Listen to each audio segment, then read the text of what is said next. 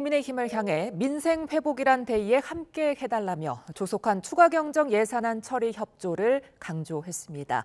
반면 국민의힘은 김민석 국무총리 후보자 관련 각종 의혹을 두고 이미 국민검증에서 탈락했다며 지명 철회 압박을 이어갔습니다. 국회 취재기자 연결합니다. 박희재 기자.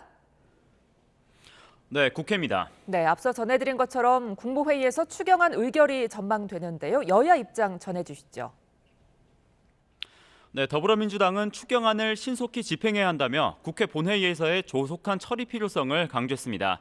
김병기 원내대표는 오늘 오전 정책조정회의에서 하루라도 빨리 추경안을 처리해 국민이 먹고 사는 문제부터 해결하는 게 내란으로 무너진 나라를 구하는 길이라며 민생 회복을 위해 추경안 처리에 국민의힘도 적극 협조할 것을 촉구했습니다. 직접 들어보겠습니다.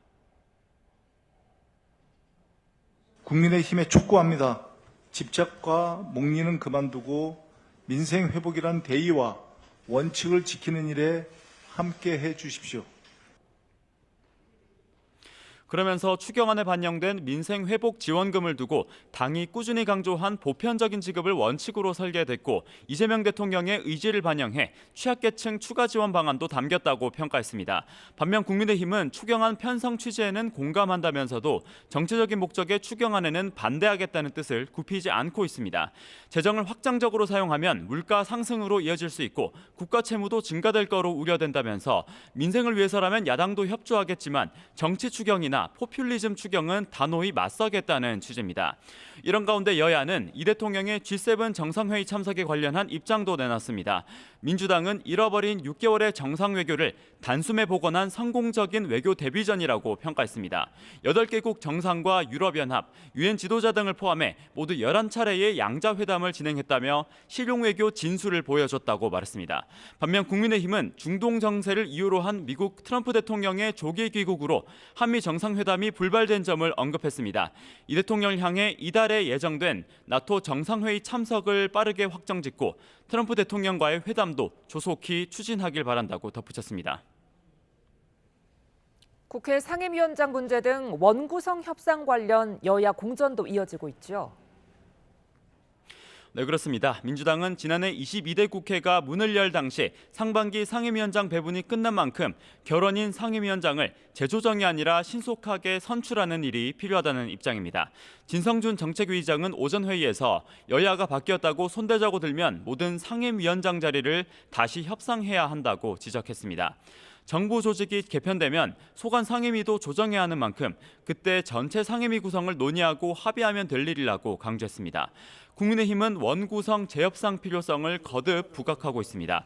송원석 원내대표는 오늘 우원식 국회의장을 예방한 뒤 기자들과 만나 숫자가 많다고 국회의장과 법사위원장을 다 갖는 건 국회의 전통을 깨뜨린 거라며 이같이 밝혔습니다.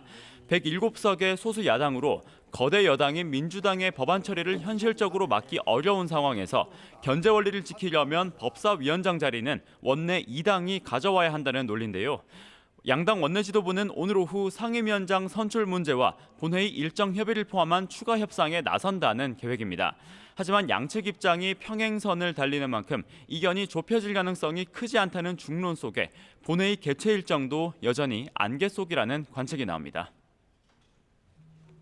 네, 여야 김민석 국무총리 후보자 검증 과정에서도 거센 신경전 이어가고 있죠. 네, 국민의힘은 오전 인사청문회 대책회의를 열어 김 후보자를 향해 이미 국민검증에서 탈락했다고 집중 포화를 쏟아냈습니다. 김 후보자 재산 형성을 두고 국회의원 세비만으로 도저히 맞지 않는 계산이라고 지적하면서 인사 참사 정권이라고 목소리를 높였습니다. 또 김 후보자가 정과에 대한 반성이나 성실한 또 사실 소명이 없다고 날선 비판을 이어갔습니다. 들어보겠습니다. 삼무입니다. 첫째, 전과에 대해서 반성이 없습니다. 둘째, 사실관계에 대한 성실한 소명이 없습니다. 셋째, 국민에 대한 두려움이 없습니다. 이어서 남은 건 대통령의 결단이라면서 이런 후보의 인선을 강행한다면 총리 인선 하나로 정권 전체의 도덕성과 책임이 무너지게 될 거라고 경고했습니다. 민주당은 김민석 후보자 흠집내기가 도를 넘었다고 비판 수위를 높였습니다. 김 후보자 자녀의 고교 시절 활동은 물론 후보자 전처까지 야당이 증인 채택을 주장한다고 비판했습니다.